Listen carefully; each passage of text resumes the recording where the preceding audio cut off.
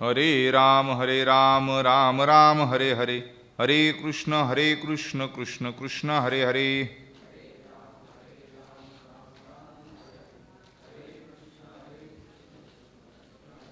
पुंडलिकवरद हरिविठ्ठल श्री ज्ञानदेव तुकाराम पंढरीनाथ भगवान की जय. मौली ज्ञानेश्वर महाराज की जय. जगद्गुरु तुकाराम महाराज की जय.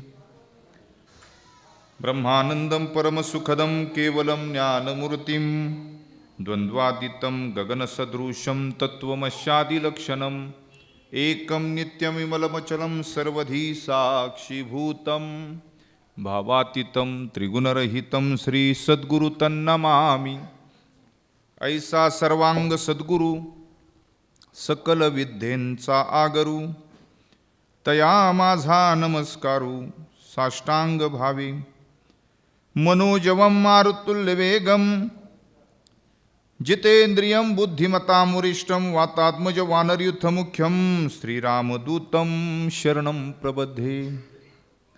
सकल तीर्थाची धुरे जी एका माता पितरे तिये सेवेसी किर शरीरे लोन कीजे. प्रस्तुत प्राप्त प्रसंगी आज या ठिकाणी पासलकर परिवार आणि पासलकर परिवाराचे आबा आणि पासलकर परिवाराच्या मातोश्री नानी दोघांनाही त्यांच्या जीवनामध्ये खूप चांगल्या पद्धतीनं आयुष्य जगलं.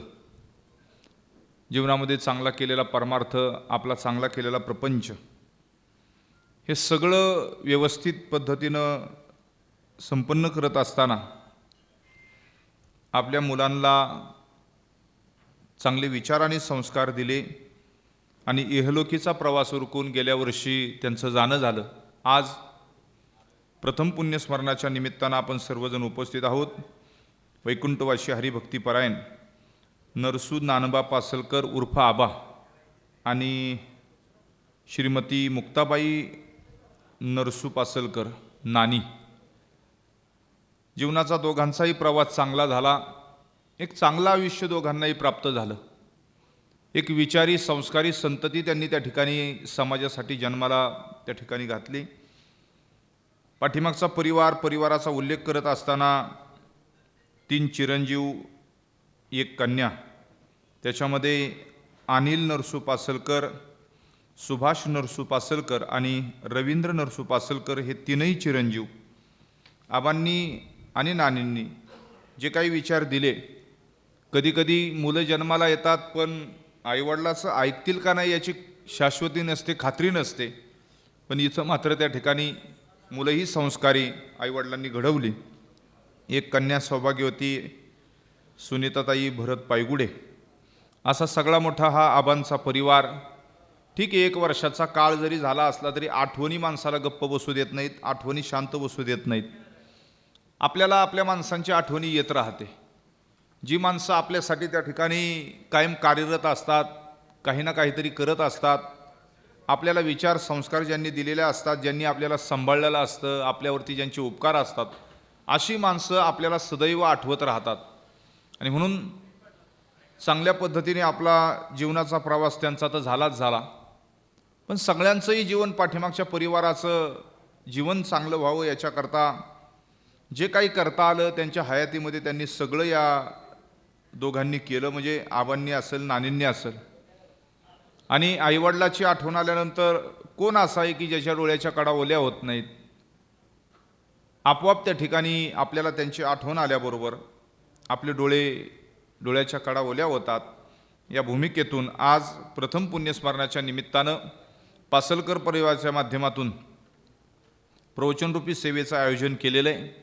ही प्रवचनरूपी सेवा होत असताना ज्यांनी मला पासलकर परिवाराच्या वतीनं इथपर्यंत बोलवलं, आबांचा सगळाच परिवार असेल, त्याचबरोबर आमच्या वारकरी संप्रदायाचे उपासक पाईक आणि पासलकर परिवाराचे भक्तिशक्ती विचारधारेचे असणारे आमचे कार्याध्यक्ष दत्ताभाऊ पासलकर असतील, त्यांच्या माध्यमातून इथपर्यंत येण्यासाठीचा मला हा सेवेचा निरोप मिळाला.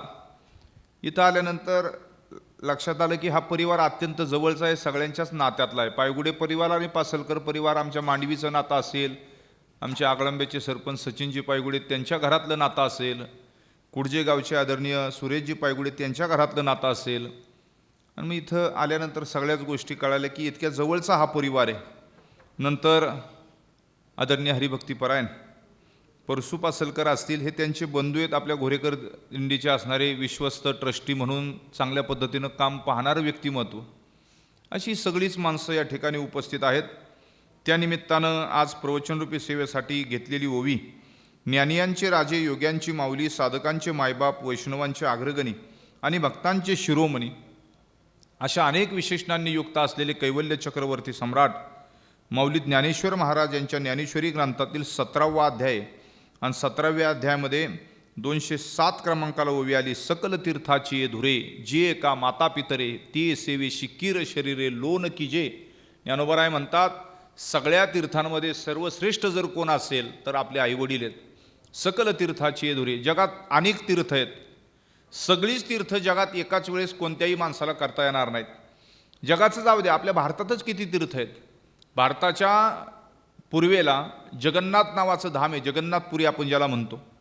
पश्चिमेला द्वारका धाम आहे, दक्षिणेला रामेश्वर धाम आहे आणि उत्तरेला बद्रीनाथ नारायणाचं धाम आहे.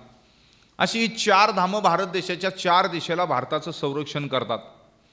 ठीक आहे, एकाच वेळेस 4 ठिकाणी आम्हाला जाणं शक्य नाही. सप्तपुऱ्या आहेत, अयोध्या, काशी, अवंतिका या सप्तपुऱ्या आहेत की या सप्तपुऱ्यांमध्ये गेल्यानंतर माणसं मोक्षाला प्राप्त होतात. मोक्ष देऊनी उदार काशी होय कीर, हिमवंतू दोष खाये. हिमालयाच्या आठवणीने सुद्धा तुमचे माझे दोष जातात, कारण स्थावरगिरी आणतो पुण्यपुंज जो हिमवंतू तो मी म्हणे कांतू लक्ष्मीचा. ज्ञानोबराय ज्ञानेश्वरीमध्ये बोलतात, हा हिमालय भगवंताच्याच रूपानं आपल्या देशाच्या रक्षणासाठी उभा आहे. जगात आहे ती सकळ तीर्थे काळे देती फळ.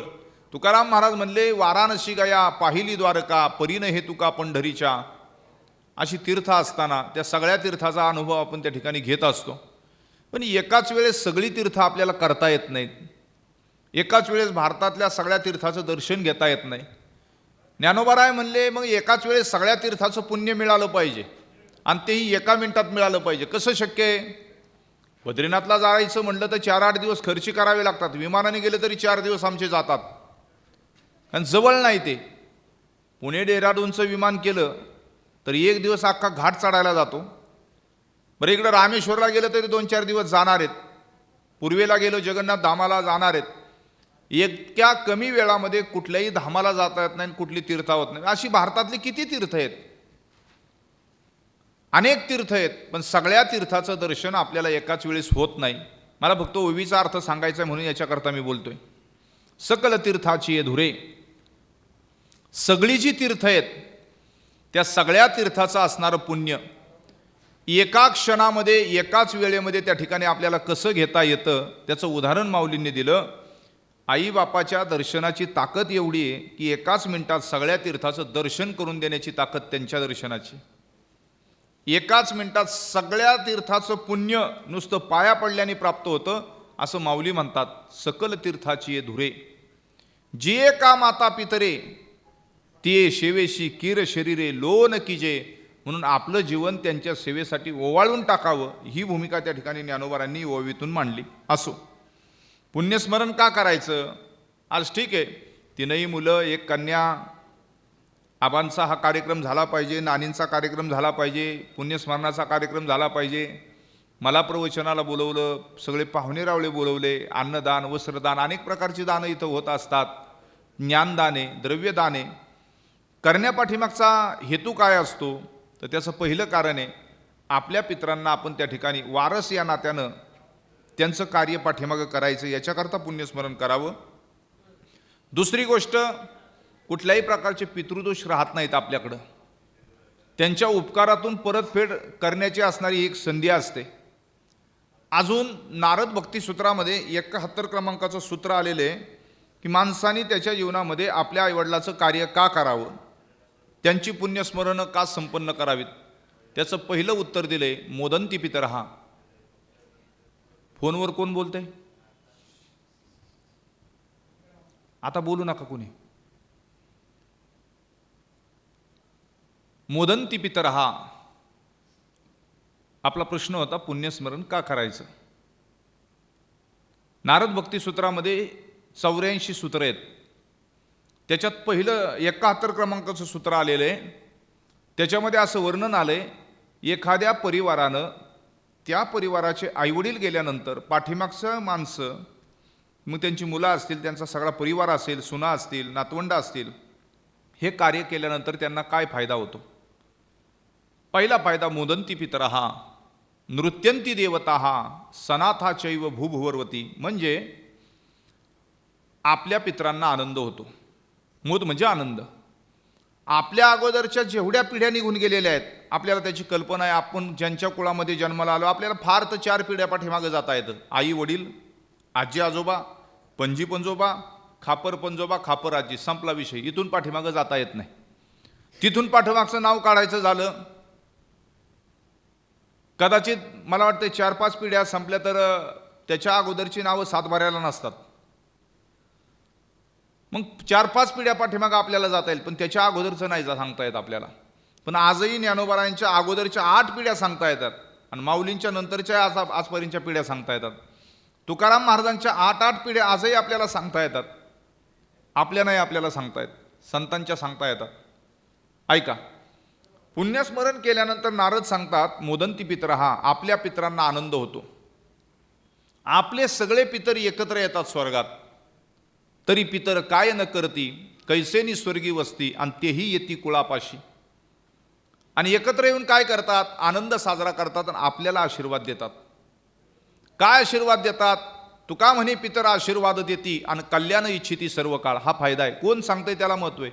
संतोष पायगुडे बोलत नाही, नारद भक्ती सूत्र सांगते. ही संतांच्या, ही पुराणांची, वेदाची, शास्त्राची वाणी आहे. म्हणून आपल्याला काय फायदा होतो, हा फायदा आहे. कुठल्याही प्रकारचे पितृदोष घराला राहत नाहीत, तर आपल्या पत्रिकेतला पितृदोष निघून जातो, घराचा पितृदोष निघून जातो आणि पितर आपल्याला आशीर्वाद देतात. कल्याण इच्छिती सर्व काळ. एक जण म्हणला, महाराज आमचे पितर काय पुण्यस्मरण करणे इतके योग्यतेचे नव्हते. म्हणले ते कसं काय आशीर्वाद देतील. नाही म्हणले, सगळं खाऊन पिऊन घालवलं. म्हणले ठीक आहे, तरी आशीर्वाद देणार ते. का, त्यांना पश्चाताप होतो. एखादं कृत्य माणसाने केलं की त्याचा पश्चाताप त्याला होत असतो. बरं, हयातीत नाही झाला, पण नंतर यमाने आठवण करून दिली की वरती. मग आमच्या पाठीमागं आमचे वारच चुकू नयेत याच्याकरता देवाकडे तिथं ते प्रार्थना करतात की आमच्या वारसांना ती सद्बुद्धी द्यावी, आणि आमच्यासाठी ते जर हे चांगलं कार्य करत असतील तर आमचा आशीर्वाद त्यांच्यापर्यंत पोचावा, अशी देवाकडे त्यांची प्रार्थना असती. म्हणून मोदंती पितरः.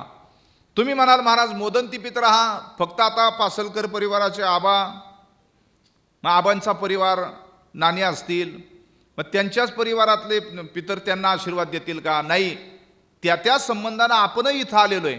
आपलेही पितर त्या ठिकाणी आनंदी होणार. का, नाथ महाराज सांगतात, जो मनुष्य देही जन्मला तो परमार्थाशी लिगटला, एवढा अलभ्य लाभ झाला पितरी मांडला उत्साह. याला पुरावे आहेत सगळे. ग्रंथ बोलतात, संत बोलतात. जो माणूस म्हणून जन्माला आला तो परमार्थाशी लिगडला, एवढा अलभ्य लाभ. माणसाला लाभ पाहिजे असतो, फायदा पाहिजे असतो. इथं आल्यानंतर काय फायदा आहे, एवढा अलभ्य लाभ झाला पितरी मांडला उत्साह. आपल्या पितरांना आनंद होतो.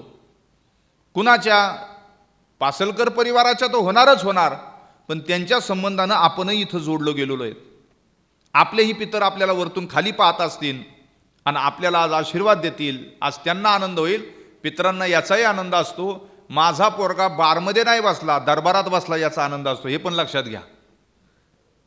सांगा ना तुम्ही, आपण बारमध्ये बसल्यावर आनंद आहे का दरबारात? दरबार म्हणजे देऊळ. दरबारात बसल्यावर आपल्या बापाला आनंद होतो. तसे तुम्ही काही बोलणार नाहीत, मला माहिती आहे सगळं, पण सांगायचं तात्पर्य साधे. पुत्राच्या विजये पिता संतोषत जाय. मुलाला त्या ठिकाणी विजय प्राप्त झाला, यश प्राप्त झालं की सगळ्यात जास्त आनंद आपल्या आईला आणि बापालाच होतो ना. तसं आबा नानी इथं जरी नसतील तरी वरून खाली डोकवत असतील ना, तर ते निश्चितपणाने परिवाराला आशीर्वाद देतील की कल्याण इच्छिती सर्व काळ. त्यांच्याबरोबर आपलेही पितर आपल्याला आशीर्वाद देतील. पितरांचा आशीर्वाद पाहिजे असेल तर असं कार्य ज्या घरामध्ये होतं, आपोआप त्यांना आशीर्वाद मिळत असतो. पहिली गोष्ट. दुसरी गोष्ट, पुण्यस्मरण कसं करावं याचा एक विधी सांगितलेला आहे. आपल्याकडं वारकरी संप्रदायामध्ये आता अशी पद्धत आली, कथा कीर्तन प्रवचन व्हावं. एखाद्याला चांगली परिस्थिती आहे, एखाद्याच्या घराची चांगली परिस्थिती आहे, त्यांनी असा समाज बोलवावा, कथा कीर्तन प्रवचनाचं आयोजन करावं, त्यांच्यासाठी अन्नदान, वस्त्रदान, ज्ञानदान अशा प्रकारची सगळी दानं त्यांनी करावीत आपल्या वाडवडिलांच्या पुण्यस्मरणाच्या निमित्तानं, त्यांची आठवण म्हणून. या काळात केलेला दानधर्म शतपटीने फलदायी ठरतो, अशा पद्धतीने करावं. भव्य दिव्य स्वरूपात नात्यागोत्याचा सगळा परिवार बोलावा आणि अशा पद्धतीनं पुण्यस्मरण करावं की ज्या आज पासलकर परिवाराच्या वतीनं होतं. दुसरी गोष्ट, एखाद्याची परिस्थिती नाही आहे पण त्याला आईवडिलाचं श्राद्ध करायचं आहे, मध्यम स्वरूपाची परिस्थिती, साध, ठीक आहे, जेवढा पाहुणे रावळे असतील बोलवा, थोडक्यात बोलवा, त्यांना त्यासाठी अन्नदान करा, ठेवता आलं तर कीर्तन ठेवा, प्रवचन ठेवा, अशा पद्धतीने एकदम साधेपणाने केलं तरी चालतं, घरगुती पद्धतीने केलं तरी चालतं. ज्याची परिस्थिती नाही ज्याची परिस्थिती आहे त्यांनी चांगल्या पद्धतीने करावं. समजा एखाद्याला आईवडिलाचं श्राद्ध करायचे पण त्याची कसलीच परिस्थिती नाही, एक वेळचं खायला सुद्धा त्याला मिळत नाही, अशी परिस्थिती त्याची नाही आहे, पण त्याला पुण्यस्मरण करायचे, श्राद्ध कर्म करायचे आईवडिलाचं, त्यांनी कसं करावं? परिस्थिती नसणाऱ्या माणसानं, जो साधा नैवेद्य सुद्धा आपल्या आईबापाला दाखवू शकत नाही, अशा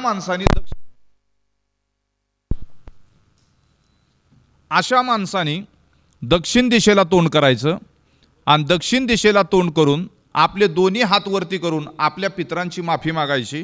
मी तुमच्या पोटी जन्माला आलो, पण आज माझी इच्छा आहे तुमचं पुण्यस्मरण मला करायचं आहे, पण मला तुमचं पुण्यस्मरण परिस्थितीमुळे करता येत नाही, तुम्ही मला माफ करा, असं म्हणून हात वर करून पाया जरी पडलं तरी आपले पितर आपल्यावरती तृप्त होतात आणि आपल्याला पुण्यस्मरण करण्याचं फळ प्राप्त होतं. ज्याची परिस्थिती नाही तसं, नाही तर सगळेच हात वरती करून मोकळे होतील, असं नाही, मग ते पण वरनं हात वरती करतील. ज्याची परिस्थिती नाही त्याच्यासाठी पर्याय आहे, ज्याच्याकडं काहीच नाही आहे, जो आपल्या आईबापाला नैवेद्य दाखवू शकत नाही त्याच्यासाठी आहे, त्यांनी हात वरती करायचे म्हणजे माफी मागायची आणि अशा पद्धतीने पुण्यस्मरण करायचं, असा विधी सांगितला आहे. पहिली गोष्ट सांगितली पुण्यस्मरण का करायचं, आपल्या पितरांना आनंद होतो म्हणून पुण्यस्मरण करायचं, म्हणून मोदंती पितरहा. दुसरी गोष्ट, नृत्यंती देवता, देव आपल्यावरती प्रसन्न व्हावेत याच्याकरता आईवडिलाचं पुण्यस्मरण करावं. आपल्यावरती देवता प्रसन्न होतात, देवांनी आपल्याला त्या ठिकाणी आशीर्वाद द्यावा, पितरांच्या बरोबर देव आशीर्वाद देतात. आपल्याकडं पाहिल्यानंतर देवाला आनंद होतो, देव नाचतात. तुम्ही म्हणाल देव का नाचतात आपल्याकडे पाहिलं? अहो, आम्ही त्याची लेकरं आहेत ना, आपल्याला काय मिळालं, आपले आईवडील उड्या मारतातच की, त्यांना जरी शरीराच्या उड्या नाही दिसल्या तरी मनातून ते उड्या मारतच असतात ना आपल्या विजयानं. तसं परमात्मा, या कारणे मी पिता, महद्ब्रह्म हे माता, अपत्य पंडसुता जगडंबर, हे जगच माझं अपत्य असं देव स्वतः बोलतात ज्ञानेश्वरीमध्ये. मी या जगाचा पिता आहे, अजाना आम्ही तुझी लेकरे, तू सर्वाचा पिता. नेमाने तुझं किंवा प्रेमाने तुझं नमितो गातो, तुझ्या गुणांच्या कथा. परमात्मा हा आमचा पिता आहे, परमात्मा हा आमचा मायबाप आहे. आपल्या जीवनामध्ये आपल्याला त्या ठिकाणी देवाची प्रसन्नता निश्चित असावी लागते. सहज लग्नाची पत्रिका छेपली तरी आपण त्याच्यावरती टाकतो गणपती बाप्पा प्रसन्न, भैरवनाथ प्रसन्न, विठ्ठल रुक्मिणी प्रसन्न. हे का टाकतो आपण? देव प्रसन्न असल्याशिवाय घरातलं कोणतंही कार्य होत नाही, देवताच्याच प्रसन्नतेनं कार्य होतं. असं कार्य वाडवडिलांचं ज्यावेळेस एखाद्या घरात होतं त्यावेळेस भगवान परमात्मा त्या घरावरती प्रसन्न होतो, देवता प्रसन्न होतात. आज फक्त एकट्याच पासलकर परिवारावरती देव प्रसन्न होणार नाही, आपल्या सगळ्यांवरती देव प्रसन्न होणार. हा पुण्यस्मरणाच्या विधीमध्ये नारद बोलतात, मोदंती पितरहा, नृत्यंती देवता, देव नृत्य करायला लागतात. आणि सनाथाचैव भूभुवर्वती, ज्या भूमीमध्ये नामचिंतन घडतं ती भूमी दोषमुक्त होते, ती भूमी पापातून मुक्त होते, कुठल्याही प्रकारचा दोष त्या भूमीमध्ये राहत नाही. इतकं नामस्मरण चांगलं असतं. नाम सदा बोलावे, घ्यावे गावे जनाची सांगावे, हाच सुबोध गुरूंचा, नामा परते सत्य न मानावे, नाम सदा बोलावे. नामा इतकं जगामध्ये दुसरी गोष्ट ताकदीची कुठलीच नाही आहे. नामाने भूमीला सुद्धा पवित्र करण्याची ताकद आहे, भूमी पवित्र होते नामाने. असो, म्हणून नारदांच्या भक्तिसूत्रामध्ये वर्णन आलेलं आहे की बाबा हे सगळ्या पद्धतीचं कार्य आपल्या वाडवडिलांचं पुण्यस्मरण केल्यानंतर आपले पितर प्रसन्न होतात, देवता प्रसन्न होते, आणि तिसरी गोष्ट ही जी भूमी आहे ही दोषातून मुक्त होते, म्हणून पुण्यस्मरण करायचं. असो, वैकुंठवासी हरिभक्तीपरायण. आणि आपल्यावरती अनेक प्रकारची ऋण म्हणजे कर्ज, अनेक प्रकारची ऋणं असतात. कुणाकुणाचे असतात? ज्या घरात जन्माला आलो, ज्यांच्या पोटी जन्माला आलो, त्या आईबापाचं कर्ज आपल्यावरती असतं. आपल्या गावाचं ऋण असतं, समाजाचं ऋण आपल्यावर असतं, देशाचं ऋण आपल्यावरती असतं, ऋषींचं ऋण आपल्यावरती असतं. ही 5-5 ऋणं आपण फेडणार कशी? आता मी जर तुम्हाला म्हटलं एखाद्या माणसाला 20,000 रुपये पगार आहे, पण त्याला बँकेचा हप्ता 1 लाख रुपयाचा आहे. मग 1 लाख रुपयाचा हप्ता 20,000 रुपये पगारवाला माणूस फेडणार कसा? साधी गोष्ट आहे. तो जास्त कर्जबाजारी होईल. 1 लाख रुपये हप्ता 20,000 रुपये पगारवाल्यांनी फेडायचा कसा? आपलंही तसंच आहे. ही 5-5 ऋणं फेडायची कशी? इकडं आईबापाचं पाहायचं, समाजाचं पाहायचं का, देवाचं बघायचं का, संतांचं ऋण फेडायचं? ही 5-5 ऋणं आपण फेडणार कशी? तेवढा वेळ नाही. इथं आईनं हाक मारली तर तिथपर्यंत पोचायला वेळ नाही आला. मी ऋण फेडणार कसं? समाजाचं ऋण फेडणार कसं? घराचं ऋण फेडणार कसं? संतांचं ऋण कसं फेडायचं? या देशाचं ऋण आहे आपल्यावरती. देशाचं ऋण फेडण्याकरता देशाची सेवा करावी लागते, तेव्हा देशाचं ऋण फेडतंय. धर्माचं ऋण आहे आपल्यावरती, फेडायचं कसं? नाथ महाराज म्हणले ही सगळी ऋणं, जसं 20,000 रुपये पगारवाला लाख रुपयाचा बँकेचा हप्ता फेडू शकत नाही, पण त्यांनी मुख्यमंत्र्याकडे गेला, कागदावरती त्या ठिकाणी मुख्यमंत्र्यांनी सांगितलं हा अमुक अमुक नावाचा माणूस आहे, त्याला बँकेचं 50 लाख रुपयाचं कर्ज फेडायचं, 1 लाख रुपये तो महिन्याला हप्ता भरतोय. आणि मुख्यमंत्र्यांनी सांगितलं आज त्या बँकेने या माणसाला सगळं कर्ज माफ करावं. आणि मुख्यमंत्र्यांनी जर सही केली आणि तो सहीचा कागद जर बँकेमध्ये दिला तर कर्ज माफ होईल का, त्याला हप्ता भरावा लागेल मुख्यमंत्र्याच्या सहीनं? बहुतेक बिगर हप्त्याचीच आहेत काय सगळी. तुम्ही काहीच म्हणा ना. नाही, मुख्यमंत्र्याच्या सहीने कर्ज फिटल की काय? फिटायला वेळ लागणार आहे. जर मुख्यमंत्र्यांनी सांगितलं बँकेला हे 50 लाख रुपयाचं कर्ज अमुक अमुक माणसाचं माफ व्हावं, सही केली, बँकेत जर कागद दिला तर बँक हप्ता मागल का? काय तिची ताकद आहे? नाही ताकद ना. तसंच मी असं बोलत होतो, आपली ही जी सगळी ऋणं आहेत, मातृऋण, पितृऋण, देशऋण, देवऋण, ही सगळी ऋणं फेडायची कशी? जो विनटला हरिचरणी तो कोणाचा नव्हे ऋणी, जैसे परिसाची मिळणी लोह काळेपणे निर्मुक्त. त्याच्यासाठी हा दृष्टांत नाथ महाराजांनी दिला. भागवतामध्ये ओवी आली, जो कोणी भगवंताच्या नामचिंतनामध्ये विनटला गेला, प्रामाणिकपणे भगवंताची आठवण करू लागला, तो कुणाचाच ऋणी राहत नाही. तो कोणाचा नव्हे ऋणी, आईबापाचा ऋणी राहत नाही, समाजाचा ऋणी राहत नाही, देव देश धर्माचा ऋणी राहत नाही. म्हणजे कसा राहत नाही? परीस नावाचा धातू आहे, तो परीस नावाचा धातू लोखंडाला लागला तर लोखंडाची चांदी होते का? सोनं होतं, सोनं लोखंडाचं परीसानी. गंजलेल्या लोखंडाच्या तुकड्याला परिसाचा स्पर्श झाला, तो गंजलेला लोखंडाचा तुकडा आता सोनं झालं. आता सोनं झाल्यानंतर सोनं गंजल का परत? सोनं गंजत नाही, म्हणूनच ते सोनं आहे ना. सोनं कधीच गंजत नाही. सोनं जर गंजलं असतं त्याला 1.5 लाख रुपये तोळ्याचा भाव मिळाला नसता. सोनं हा जगातला सगळ्यात पवित्र धातू आहे. साधं भूमीला जर सोन्याचा स्पर्श झाला तरी ती भूमी पवित्र होते. छत्रपती शिवाजी महाराजांनी आपल्या पुण्याला स्मशान जाहीर केलं होतं. पहार रवलीन त्याला उलटी वाहन लावली होती कसबा पेठेत. आणि हे पुणे नाही, हे स्मशान आहे सगळं. माणसं जाळायचं आणि माणसं गाडायचं ठिकाण म्हणून या पुण्याला नाव दिलं होतं. पण या पुण्याच्या भूमीला पवित्र करण्याकरता छत्रपती शिवाजी महाराजांनी ही भूमी नांगराला सोन्याचा फाळ लावला आणि ही भूमी सोन्याच्या नांगराने नांगरली. कारण छत्रपती शिवाजी महाराजांना माहिती होतं सोन्याच्या नांगरानं जर ही भूमी नांगरली तर ही भूमी पवित्र होणार आहे. जेव्हा पुण्यात फिरला नांगराचा सोन फाळ, तेव्हा देहू मध्ये वाजला भक्तिभावनेचा टाळ, भक्तिभावनेचा टाळ. जिने छत्रपती दिले, जिने जगद्गुरु दिले, अरे याच भूमी तले सारे जेव्हा दगड उठविले, याच भूमी तले सारे जेव्हा दगड उठविले, दगड उठविले जिने छत्रपती दिले. मुद्दा फक्त एवढाच आहे, जेव्हा पुण्यात फिरला नांगराचा सोनफाळ. सोन्यानं भूमी पवित्र होते. अजून एक त्याला पुरावा आलाय. आपल्याकडं कुरुक्षेत्र नावाची भूमी आहे, जिथं कौरवांचं आणि पांडवांचं युद्ध झालं. ती कुरु नावाच्या राजानं ती सुद्धा भूमी सोन्याच्या नांगरानं नांगरली होती. कारण ऋषींना यज्ञासाठी जागा पाहिजे होती आणि ती जागा पवित्र करण्याकरता. बघा तुम्ही, घर जरी बांधायचं असलं तरी माणसं भूमिपूजन करतात. उद्या भूमिपूजन होणार आहे. आपल्या हिंदवी स्वराज्याचे पहिले सरसेनापती वीर बाजी पासरकर, ज्यांनी छत्रपती शिवाजी महाराज त्यांना बाजी काका म्हणायचे, एवढं थोर व्यक्तिमत्व या पासरकर परिवारामध्ये झालं. त्यांचे आपण वंशज आहोत हा पण आपल्याला स्वाभिमान कुठेतरी पाहिजे. उद्या जरूर भूमिपूजन करत असताना भूमीला सोनं लावा. एखादी बहीण जरी भावाला ओवाळायला आली ना तरी ती भावाच्या कपाळाला सोनं लावते. का लावते? सोनं हा धातू अत्यंत पवित्र आहे. असो, मुद्दा याच्यासाठी सांगत होतो की बाबा सगळ्या गोष्टी जीवनामध्ये म्हणजे ऋण कशाने फिटतील ही भूमिका सांगत होतो. गंजलेल्या लोखंडाच्या तुकड्याला परिसाचा स्पर्श झाल्यानंतर त्या लोखंडाच्या तुकड्याचं सोनं झालं की ते सोनं परत कधी गंजत नाही.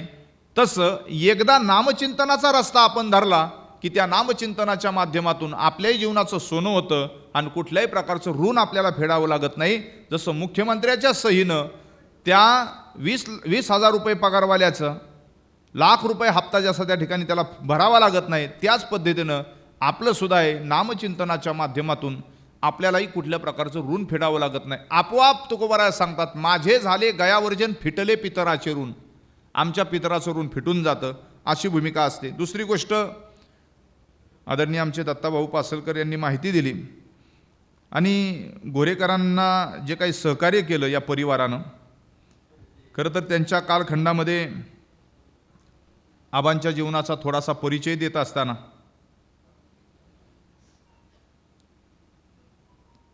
एक कर्तव्यनिष्ठ असणारं आबांसारखं व्यक्तिमत्व, धर्मशील आणि समाजशील हे व्यक्तिमत्व. वरसगावला आपल्या साध्या खेडेगावामध्ये त्यांचा जन्म झाला. या लोकांनी परिस्थिती पाहिली, आपण परिस्थिती पाहिली नाही. आपण सगळी इथं उपस्थित असणारी माणसं आहोत, चांगल्या काळात त्या ठिकाणी चांगल्या काळाचा उपभोग घेतोय. आपल्या वाट्याला फार काही कष्ट आले नाहीत की जे त्या माणसांच्या वाट्याला आले. आणि मग साध्या खेडेगावातून परिस्थितीतून दिवस काढत असताना किराणा व्यवसाय व पाटबंधारे विभागाच्या ठेकेदारीत आबांनी त्या ठिकाणी असं काम सुरू केलं. स्वतःची असणारी निष्ठा व मेहनतीने त्याच्यामध्ये चांगला ठसा उमटवला. पर्वती येथील जनता वसाहतीत त्यांनी आपल्या कुटुंबासाठी आधारस्तंभ ठरलेले किराणा दुकान चांगल्या पद्धतीनं आबांनी चालवलं. पूर्वी काय होतं आपल्याकडं, कुणाकडं काय होतं, पण माणसं त्या ठिकाणी कष्ट करायची, काही ना काहीतरी 4 पैसे मिळावेत या भूमिकेतून थांबली नाहीत ही माणसं, रडली नाहीत कधी, लढत राहिली. आणि हा सगळ्याचा संदेश आहे, रडत बसण्यापेक्षा लढत राहिलेलं, प्रयत्नवाद सोडायचा नसतो. एक ना एक दिवस परमात्मा यश देतोच. वयाच्या 35व्या वर्षी त्यांनी आळंदी ते पंढरपूरची असणारी वारी सुरू केली. गोरेकर दिंडीमध्ये आबा चांगल्या पद्धतीने सक्रिय होते. आबा असतील, आदरणीय आबांचे बंधू असतील, एक विश्वस्त म्हणून चांगलं काम तेही पाहतात.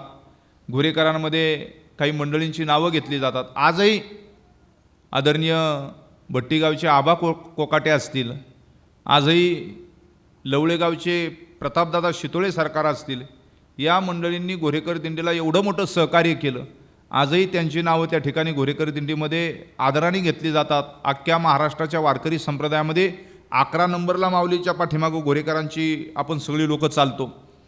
आपल्याला गोरेकरांना एक मानाचा झेंडा आहे. आपला झेंडा माऊलींच्या तळावरती जोपर्यंत जात नाही तोपर्यंत माऊलींची आरती होत नाही, हे विशेष आहे गोरेकरांचं. आणि त्याच्यामध्ये या मंडळींनी मोठं सहकार्य केलं. म्हणून मी नाव घेतलं की भट्टीगावचे आबा कोकाटे. एक काळ लोकांना 10 रुपये पाहायला मिळत नव्हते, त्या काळामध्ये लाखो रुपये खर्च केला आहे या लोकांनी त्याच्यासाठी. उगाच असलेली संपत्ती समाजासाठी ज्यावेळेस वापरली जाते त्यावेळेस ती माणसं समाजात जरी नसली, देहानी जरी गेली असली तरी आज त्यांचा उल्लेख का होतो, त्याचं कारण आहे काही नाही, त्यांचा आपला संबंध नाही कसलाच, पण तरी देखील त्यांचं कार्य बोलत असतं, त्यांची कीर्ती बोलत असते. वाऱ्या हाती माप चाले सज्जनाचे, कीर्तिमुख त्याचे नारायण. आणि म्हणून 35 वर्षाची असणारी वयाच्या 35व्या वर्षापासून आळंदी ते पंढरपूर त्यांनी वारी सुरू केली. गोरेकर दिंडीमध्ये सक्रिय राहिले. बरोबर बार्शीची असणारी त्यांची पंगत, अरे अन्नदाने होशी दीर्घायुष्य, अन्नदानानं माणसाला दीर्घायुष्य मिळतं म्हणून माणसाने अन्नदान करत राहावं. गावचा सप्ताह असेल, वारी असेल, अन्नदान का करावं, अन्नदानाचा मोठा फायदा आहे. अन्नदाने होशी दीर्घायुषी उदकदाने सदा सुखी, ह्या गोष्टी माणसाला काय प्राप्त करून देतात. मग दिंडीतली असणारी बार्शीची पंगत असेल, आणि वारीची असणारी एक महत्त्वपूर्ण परंपरा त्या ठिकाणी आबांनी जोपासली.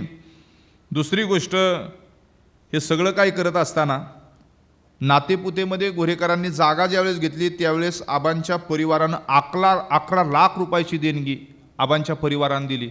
एवढी मोठी देणगी देणारं पासलकर परिवाराचं हे व्यक्तिमत्व असेल. जोक नाही महाराज, इथं 11 रुपये द्यायला माणसाच्या अंगावर काटा येतोय.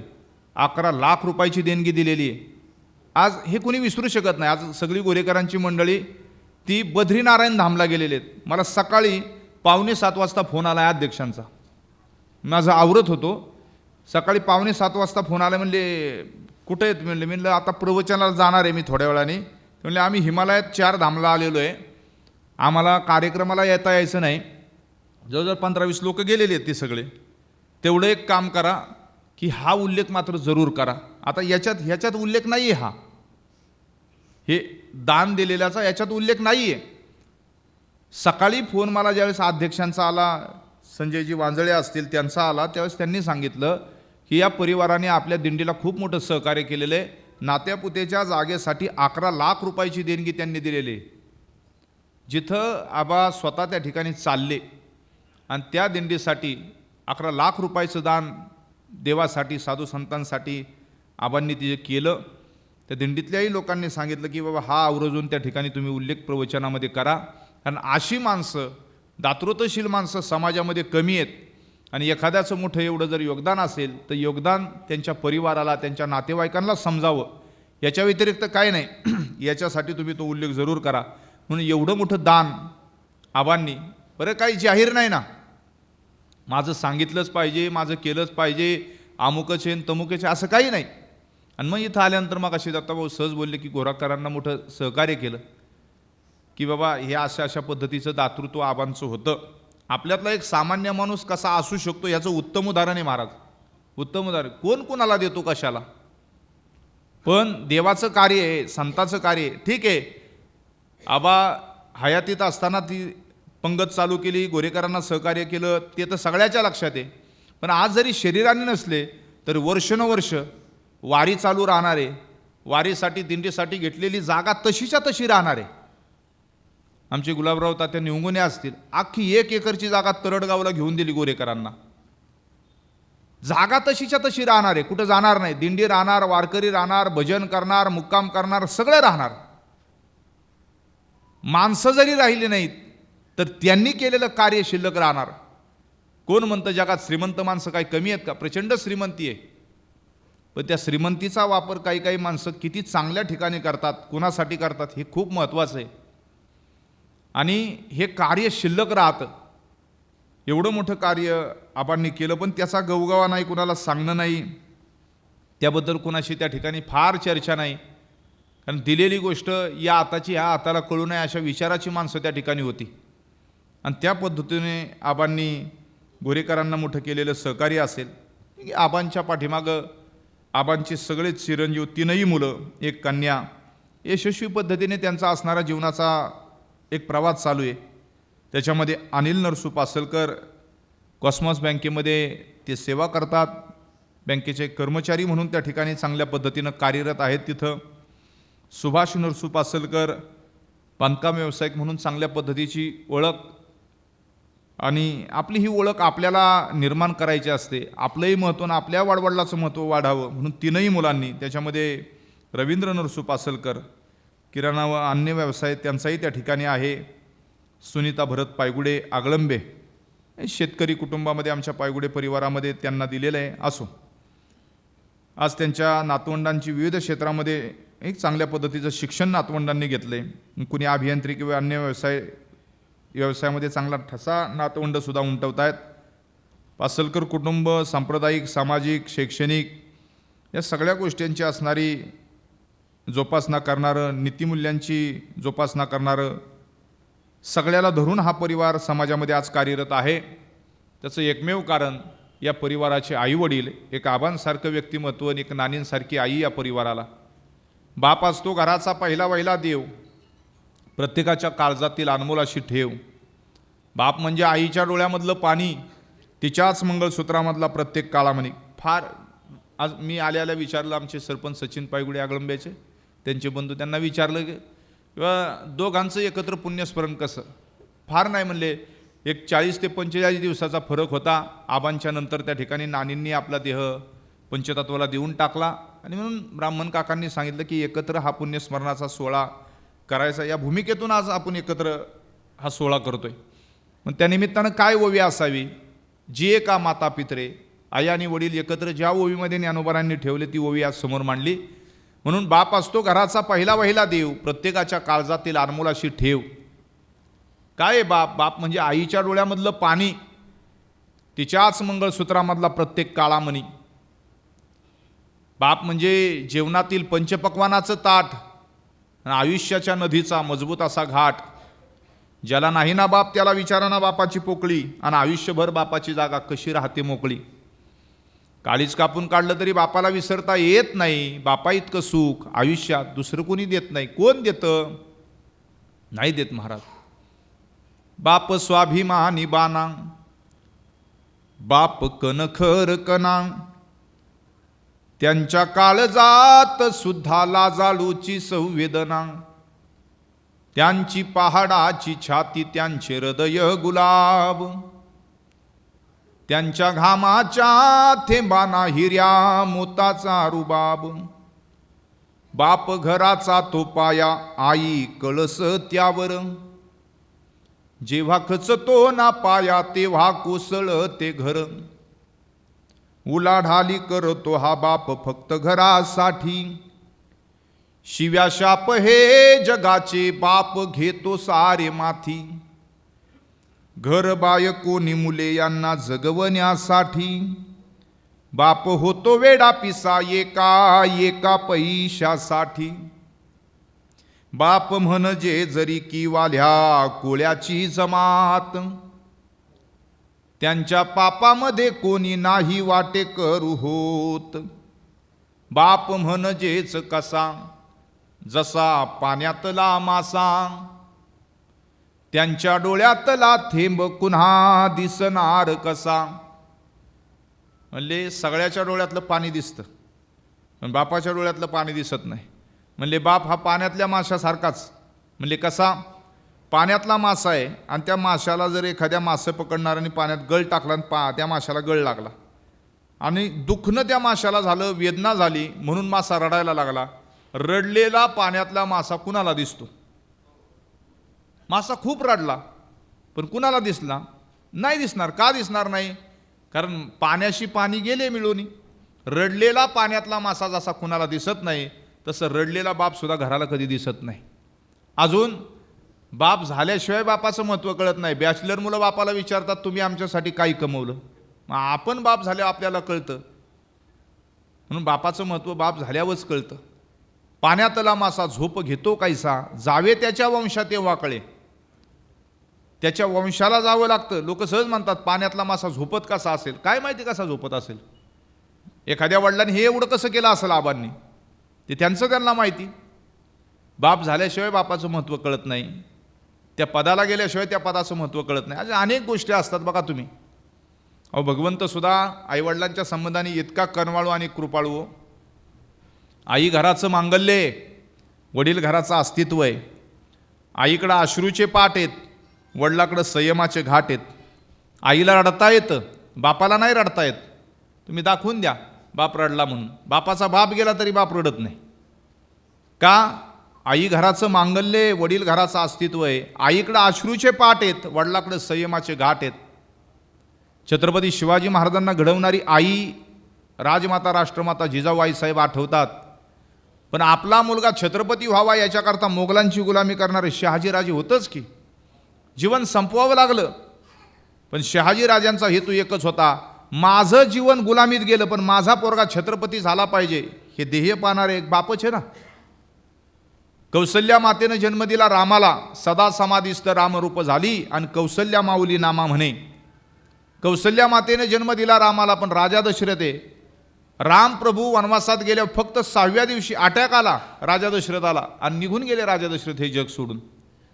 तसं देवकी माता जन्म देते कृष्णाला, देवकी उदरी वाहेला यशोदे सायासे पाळीला आणि शेखी उपेगा आला पांडवासी. दिला की देवकीने जन्म. पण देव मोठे झाल्यानंतर आपल्या बापाची गोष्ट सांगतात. एकदा असं झालं, पांडवांना 12 वर्षाचा वनवास होता आणि 1 वर्षाचा अज्ञातवास, अशी 13 वर्ष पांडवांची वनवासात गेली. वनवासामध्ये पांडवांना काहीच होऊ नये याच्याकरता देव पाठीमागं होता. देव राखील त्याला मारील कोण, आणि न मोडे काटा हिंडतावन, असं भागवतात महाभारतात कुठंच आलं नाही. अनवाणी पायानं 12 वर्ष पांडव जंगलामध्ये फिरले, पण पांडवांच्या पायाला काटा मोडला कुठंच नाही आलं. का नाही आला? ज्ञानदेव सांगे व्यासाची या खुना, आणि द्वारकेचा राणा ज्ञानोबराय म्हणतात द्वारकेचा राजा पांडवांच्या घरी त्याच्यासाठीच होता. पायामध्ये काटा नाही मोडू दिला पाचही पांडवांच्या, द्रौपदीच्या, कुंतीच्या. देव अशा ठिकाणी जाऊन राहायचे की जिथं कौरव सेनेला तपासच लागला नाही पाहिजे पांडवांचा, कुठं वनवासामध्ये पांडव फिरतात. आणि नेतृत्व त्यांचं देवाने केलं होतं. पहा ते पांडव अखंड वनवासीन, परी त्या देवाशी आठविती. एक दिवसची घटना आहे. अज्ञातवास सुरू झाला. त्या अज्ञातवासामध्ये अशी आठ होती दुर्योधनाची, पांडव जर अज्ञातवासामध्ये आम्हाला कुणाला दिसले कौरव सेनेला, तर पुन्हा पांडवांना 12 वर्षाचा वनवास आणि 1 वर्षाचा अज्ञातवास. आता देवाला काळजी पडली, पांडव हे कुणाच्याच नजरेला पडू नये म्हणून इतक्या घनदाट अरण्यामध्ये एक दिवस देव सगळ्या पांडवांना घेऊन अशा निर्जन ठिकाणी गेले. असं जंगल होतं की जिथं सूर्य उगवल्यानंतर त्याचं ऊन सुद्धा सकाळी 7ला उगवला तर 9-10ला ऊन त्या जंगलामध्ये खाली यायचं, डोक्यावर सूर्य आल्यानंतर. अशा घनदाट अरण्यामध्ये होते. भलं मोठं एक वडाचं झाड होतं, त्याच्यासमोर पांडवांची झोपडी होती. सकाळी देव रोज लवकर उठायचे, एका वडाच्या झाडाला टेकून बसले होते. धर्मराजाचा रोजचा नियम होता. धर्मराजा म्हणजे हा ज्येष्ठ पांडव आहे, मोठा आहे, कुंतीचा थोरला मुलगा आहे. तसा कर नाही, पण तसा पाहायला गेलं तर धर्मराजा मोठा आहे. कृष्णापेक्षा 2 वर्षांनी वय मोठं होतं धर्मराजाचं. पण धर्मराजाचा रोजचा नियम असा होता, कृष्ण परमात्म्याच्या पाया पडल्याशिवाय बाकीचं काहीच करायचं नाही. आणि देवाचाही असा नियम होता, देव कुणाच्या पाया नाही पण धर्मराजाच्या पाया पडायचे. आत्याचा पोरगा म्हणून नाही, धर्मराजा उभ्या आयुष्यात कधीच खोटा बोलला नाही म्हणून देव त्याच्या पाया पडायचे. ही धर्मराजाची सत्यनिष्ठा होती. काय झालं, धर्मराजा सकाळी झोपडीमध्ये असताना कृष्ण परमात्मा झोपडीच्या समोर भल्या मोठ्या वडाच्या वृक्षाच्या खाली टेकून बसले होते. आणि साधारण सकाळचे 8 वाजले असं समजा, पांडव प्रतापमधली ही गोष्ट आहे. धर्मराजाने कृष्ण परमात्म्याचं दर्शन घेतलं, पायाचं दर्शन घेतलं. दर्शन घेण्याचा विधी आहे, पहिलं देवाच्या पायाचं दर्शन घ्यायचं, मग मुख पाहायचं. दर्शन घेतलं धर्मराजाने, देवही धर्मराजाच्या पाया पडले, धर्मराजा देवाच्या पाया पडला. आणि देवाच्या चेहऱ्याकडे डोळे भरून धर्मराजाने ज्यावेळेस पाहिलं, त्यावेळेस कृष्ण परमात्म्याच्या दोन्ही डोळ्यातून अशी आसू आली होती खाली.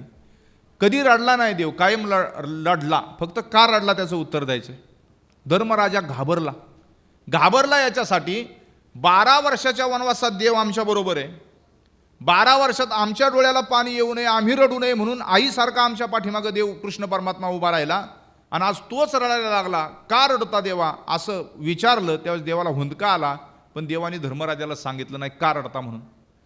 घाबरलेल्या धर्मराजाने द्रौपदी, भीमा, अर्जुना, नकुला, सहदेवा सगळ्यांनी या, आणि सगळे धावत पळत आले आणि कृष्णाच्या भोवती असा गराडा घातला. रडणाऱ्या देवाला 5ही पांडव द्रौपदीसह विचारतात, देवा का रडता. नाही सांगितलं देवाने कुणाला का रडता म्हणून. या सगळ्यांना असं वाटलं द्वारकेमध्ये काही घटना घडली का काय, आणि द्वारकेतून काही निरोप आला का काय म्हणून देव रडतायत. देवा का रडता का रडता. शेवटी द्रौपदी पुढे आली. द्रौपदीने आपल्या पदरानं कृष्ण परमात्म्याचे डोळे पुसले आणि देवा मी बहीण या नात्याने विचारते की काय झाले ते सांगा, कशासाठी रडता. त्या सगळ्या पांडवांना देवाने खाली बसवलं आणि कृष्ण परमात्म्याने सांगितलं, अगं द्रौपदी, हे भीमा, हे अर्जुना, नकुला, सहदेवा, धर्मराजा, आज का मी रडतो, माझ्या डोळ्यात का पाणी आलं, ऐकायचे तुम्हाला, सांगा ना देवा काय झालं. कृष्ण परमात्म्याने सांगितलं, अरे आज 12 वर्ष झालं मी तुमच्या बरोबर आहे. ज्या आईनं मला जन्म दिला ती देवकी माता माझी म्हातारी झाली, ती माझी वाट पाहत असेल. आज मला आईची आठवण आली देवकीची, म्हणून डोळ्यात पाणी आलं. जन्म झाला, 6 मुलं माझ्यासाठी तिच्या अगोदर तिची मारली गेली, कंसाने तिच्या डोळ्याच्या समोर मारली. पण मला मात्र माझ्या आईनं जन्म दिला. इतकं प्रेम करणारी माझी आई, 12 वर्ष झालं मी तिच्यापासून लांब आहे. पण जन्म झाला त्याच दिवशी माझ्या बापाने मला टोपलीमध्ये ठेवलं. उचलीला कमळापती, पायीची बंधनी गळती, जो त्रैलोक्यात न माय त्याशी बंधन करील काय. वडिलांनी उचललं, यमुना नदी पार केली. दुथडी भरून वाहणारी यमुना मला वाचवण्यासाठी स्वतःचा जीव माझ्या बापाने धोक्यात घातला आणि इथपर्यंत मला त्या गोकुळामध्ये आणून ठेवलं. पण स्वतःच्या जीवाची कधी पर्वा नाही केली. काय नाही, बस आज तेही म्हातारी झालेत, त्यांचे डोळे माझ्या वाटेकडे लागले असतील. आज मला माझ्या देवकीची, आईची आठवण आली आणि माझ्या वडिलांची, वसुदेवांची आठवण आली. याच्याकरता माझ्या डोळ्यात पाणी आलं. बघा कोण रडतं याला महत्त्व आहे. मी सामान्याची गोष्ट नाही सांगत, मी कृष्ण परमात्म्याची गोष्ट सांगतोय. 12 वर्षाच्या वनवासात पांडवांच्या समेत असणारा परमात्मा आईची, देवकीची आठवण यावी आणि वसुदेवाची आठवण यावी, याच्याकरता देवाच्या डोळ्यामध्ये पाणी यावं. याला म्हणायचं सकल तीर्थाची ये धुरे, जिये का माता पितरे, तिये सेवेशी कीर शरीरे लोन किजे. का रडतो देव? देवालाही वाटते ना नवलाई आपल्या आईची, पोट भरून. नंतरच्या काळात देवानी आयुष्यभर सेवा केलेली आहे आपल्या आईची, देवकीची आणि आपल्या वडिलांची, वसुदेवाची. ज्यांनी माझ्यासाठी, मला जगवण्यासाठी एवढा प्रयत्न केला, एवढं सहन केलं, त्या आईवडिलाची अखेरच्या श्वासापर्यंत. आणि एक विशेष होतं देवाचं. देव सांदीपनी ऋषींच्या आश्रमामध्ये, गुरुकुलामध्ये राहिले 65 दिवस आणि सगळ्या मुलांचा निरोप समारंभ, सेंड ऑफ सिरोमनी, निरोप समारंभ चालू होता. आणि सांदीपनी ऋषी असे आशीर्वाद देत होते सगळ्याला. सगळी मुलं येत होती, सुदामा, बलरामदादा, सगळे देवाचे सवंगडी, जेवढे मुलं विद्यार्थी होते त्या आश्रमातून बाहेर पडत असताना सगळे सांदीपनी ऋषी आशीर्वाद द्यायचे, पोरांनो तुमचं कल्याण होऊ द्या, असा आशीर्वाद द्यायचे. आणि ज्यावेळेस कृष्ण परमात्मा समोर आले त्यावेळेस सांदीपनी ऋषींनी असा हात खाली घेतला आणि देव म्हणले मला पण आशीर्वाद द्या. सांदीपनी ऋषी म्हणले अरे मी का आशीर्वाद देऊ? कृष्ण परमात्म्याने सांगितलं तुम्ही गुरु आहेत. सांदीपनी ऋषी म्हणले मी गुरु असलो तरी तू जगद्गुरु आहेस, मी काय तुला आशीर्वाद देणार? त्यावेळेस कृष्णाने सांगितलं मला तुमचाच आशीर्वाद पाहिजे. सांदीपनी ऋषी म्हणले काय पाहिजे? म्हणले तुम्ही द्याल तो. त्यावेळेस सांदीपनी ऋषी म्हणले मी असा हात धरतो कृष्णा आणि तुला जो आशीर्वाद पाहिजे तू तोच माग, मी फक्त तुला हा म्हणतो असा आशीर्वाद हात वर करतो. त्यावेळेस कृष्ण परमात्म्याने सांगितलं मातृहस्तेनं भोजनम, मी जोपर्यंत या जगामध्ये आहे तोपर्यंत मला माझ्या आईच्या हातचं खायला मिळावं एवढा आशीर्वाद मला द्या. कोण आशीर्वाद काय मागते बघा ना, म्हणजे माझी आई या जगामध्ये मी आहे तोपर्यंत. म्हणून देवाला आईच्या आणि वडिलाचं दुःख जाण्याचं पाहू नाही लागलं. वसुदेव देवकीच्या आधी देव गेलेत, हे देवाचं मागणं होतं. हे त्याची तयारी बघा ना कशी अगोदर आहे.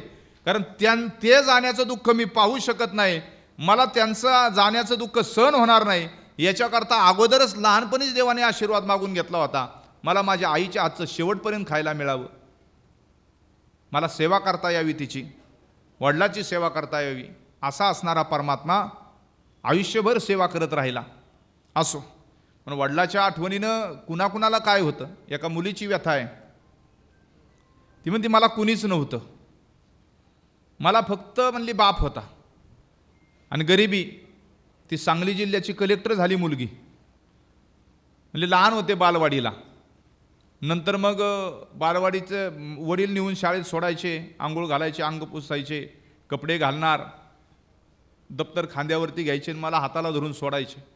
दिवसभर काम करायचे, शाळेतून वडील घरी घ्यायला यायचे. माध्यमिक शिक्षण, उच्च माध्यमिक झालं. नंतर पुढं शिक्षण होत असताना उच्च शिक्षणही झालं, MPSC UPSCची परीक्षा दिली, मी कलेक्टर झाले. सांगली जिल्ह्याने तिचा सत्कार ठेवला आणि सत्कारामध्ये ती बोलायला आली आणि बोलत असताना ती म्हणली बास मला आज काय नाही, मला फक्त आज बापाचीच आठवण येते. म्हणजे याचं कारण असं आहे, ठीक आहे कधी कधी मी माझ्या मैत्रिणीच्या बरोबर जात असते आणि मैत्रिणीच्या घरी गेली की ती मैत्रीण तिच्या वडिलाला पोट भरून हाका मारते बाबा म्हणून, आणि तिने बाबा म्हणून हाक मारली की माझ्या डोळ्याला पाणी येतं. म्हणले का?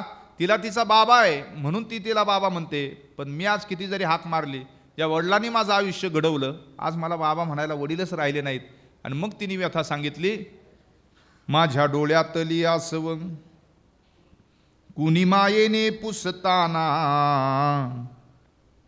उरी हुंद का दाटतो या गोष्ट बापाची सांगताना, उरी हुंद का दाट. नंतर थांबा थांबा, हे झाल्याशिवाय नाही, नंतर मी सांगतो तुम्हाला.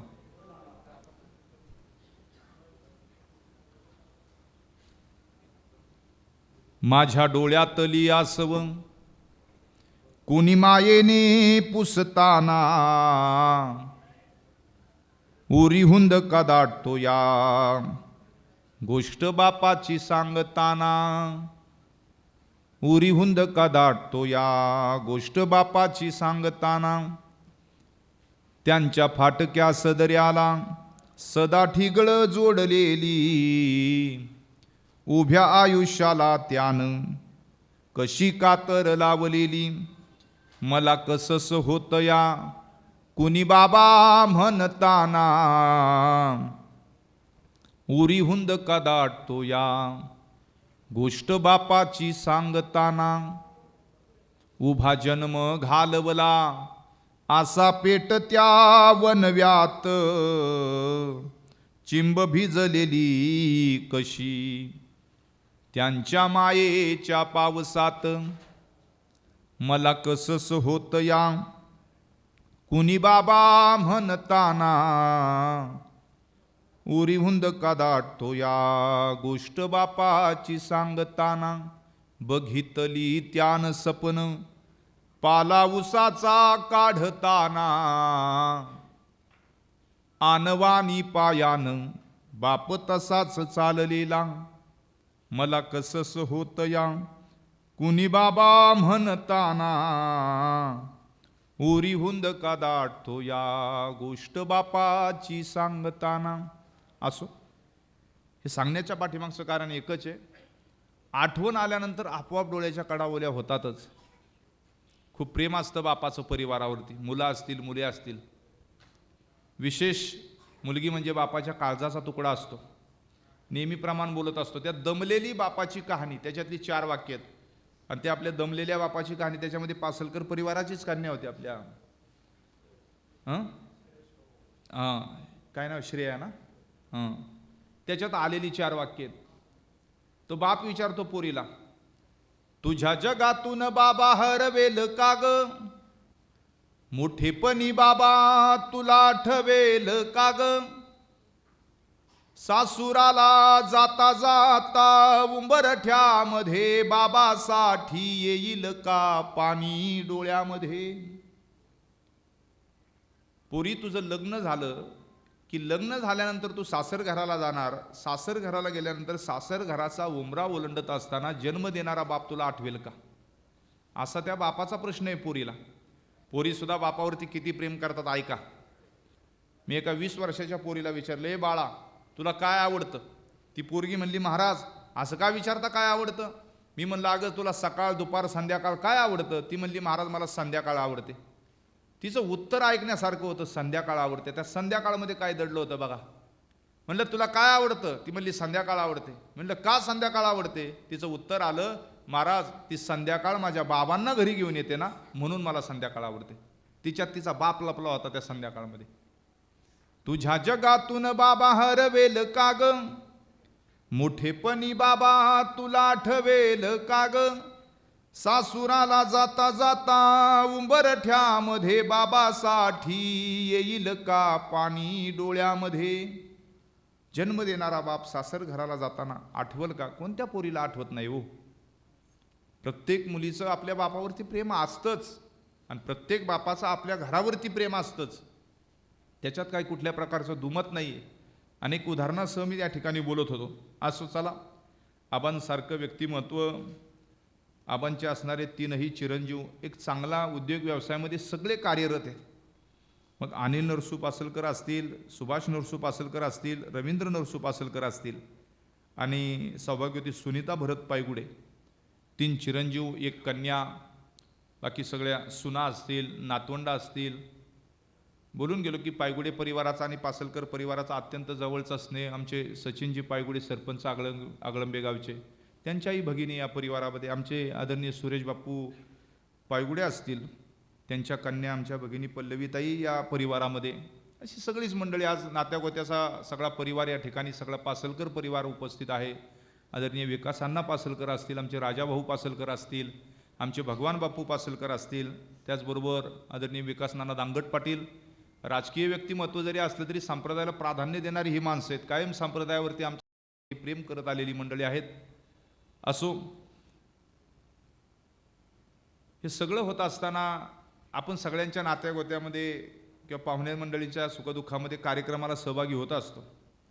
उद्याची सूचना की हिंदवी स्वराज्याचे पहिले सरसेनापती वीरबाजी पासलकर त्यांचं असणारं म्हणजे वाडा त्या भूमीच्यासाठी भूमीचं पूजन होतंय मोशे गावामध्ये. मोशे गावच ना की त्यांचं जन्मगाव 84 खोल्याचे असणारे हे वतनदार म्हणा. त्या काळामध्ये छत्रपती शिवाजी महाराजांनी बाजी काका म्हणून हाक मारावी, एक आदराचं स्थान होतं आपल्या हिंदवी स्वराज्य हे निर्माण होत असताना. कदाचित ही माणसं झाली नसती तर आपल्याला हिंदवी स्वराज्य मिळालं नसतं. हा विश्वास छत्रपती शिवाजी महाराजांचा या मंडळींवरती होता. आपल्या समग्र जीवनाचा असणारा त्याग या मंडळींनी केला. सासवडला बेलसरला जी लढाई झाली त्या लढाईमध्ये त्या ठिकाणी त्यांच्यासारखी मंडळी गोदाजी जगताप असतील, वीरबाजी पासलकर असतील, ही सगळी मंडळी केवढं मोठं योगदान दिलं.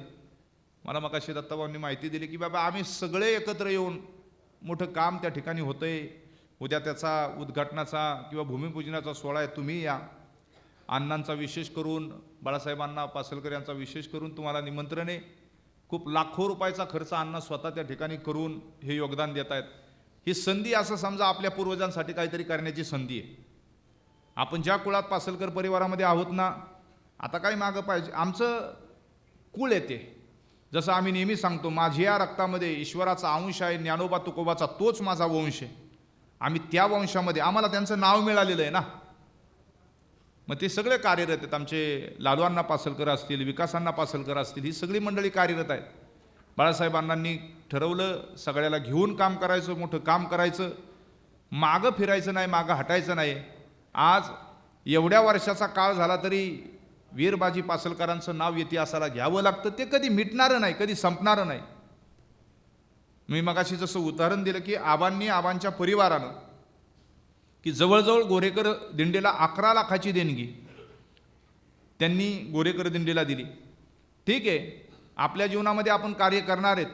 त्यांनी त्यांच्या हयातीमध्ये दिंडी वारीमध्ये चालले, दिंडीसाठी मोठं योगदान दिलं. आज देहाने ते नाहीत, पण जोपर्यंत दिंडी आहे, जोपर्यंत नातेपुतेची जागा आहे, तोपर्यंत आबांचं नाव दिंडीला घ्यावं लागल. बरं, आपण जरी सगळे नसलो तरी दिंडी राहणार आहे ना. आपण सगळे नसलो तरी नातेपुतेची जागा राहणार आहे ना.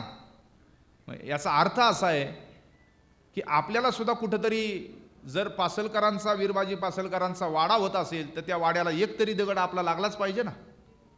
पाया आहे, पायात चांगले मजबूत दगड.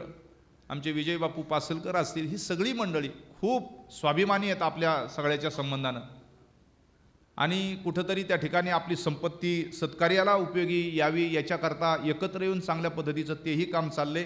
असो, वैकुंठवासी हरिभक्तीपरायण नरसोबा पासलकर आणि श्रीमती मुक्ताबाई पासलकर नानी आज दोघांचंही आपल्यामध्ये नसण्यानं सगळ्याला त्या ठिकाणी परिवाराला, नातेवाईकांना, सगळ्यांना जे काही दुःख झाले, 1 वर्षाच्या काळात खूप आठवणी येत होत्या, आठवणी येत राहिल्या, इथून पुढे येत राहतील.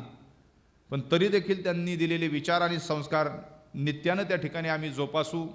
त्यांनी दाखवलेल्या मार्गावरती सन्मार्गानं आम्ही निश्चितपणाने त्या ठिकाणी चालणार, ही भूमिका ठेवून या दोघांनाही आपण भावपूर्ण श्रद्धांजली समर्पित करूयात.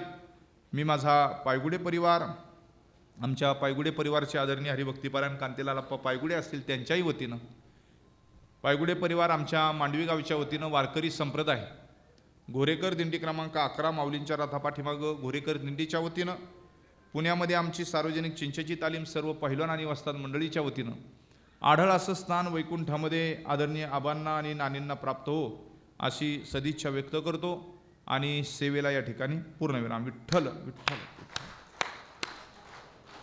पुंडलिक वरदा हरी विठ्ठल श्री ज्ञानदेव पंढरीनाथ भगवान की जय. माऊली ज्ञानेश्वर महाराज की जय.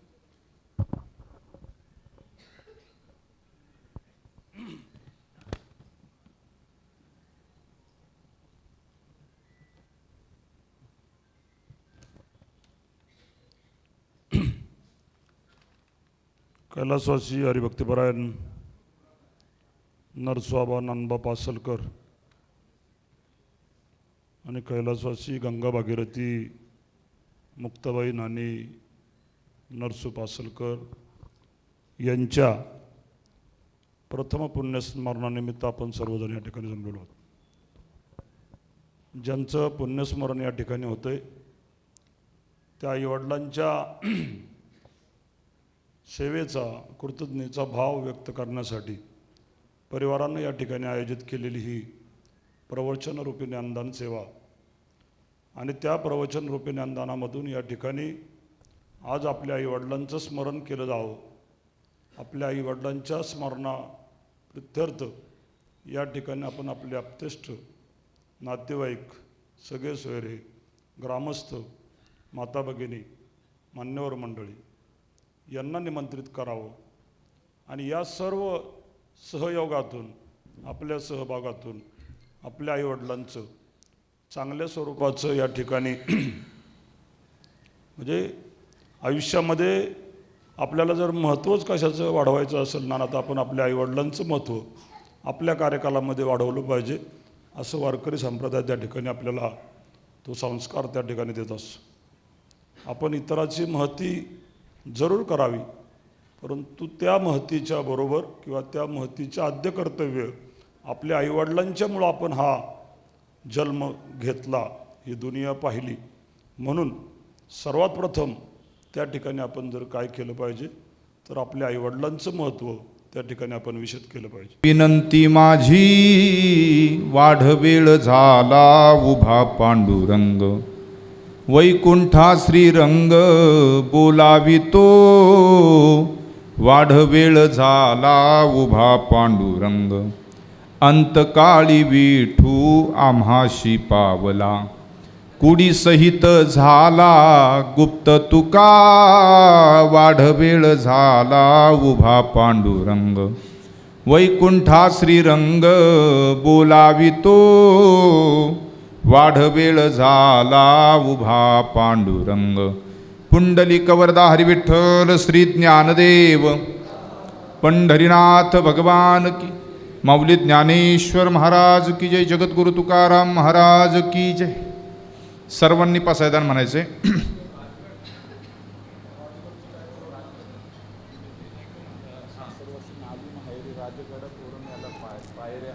ज्यावेळेस हिंदवी स्वराज्य घडत होतं त्यावेळेस सगळ्यात मोठा आणि सिंहाचा जोर वाटा कुणाचा असेल तर तो आमच्या मावळ प्रांताचा आहे.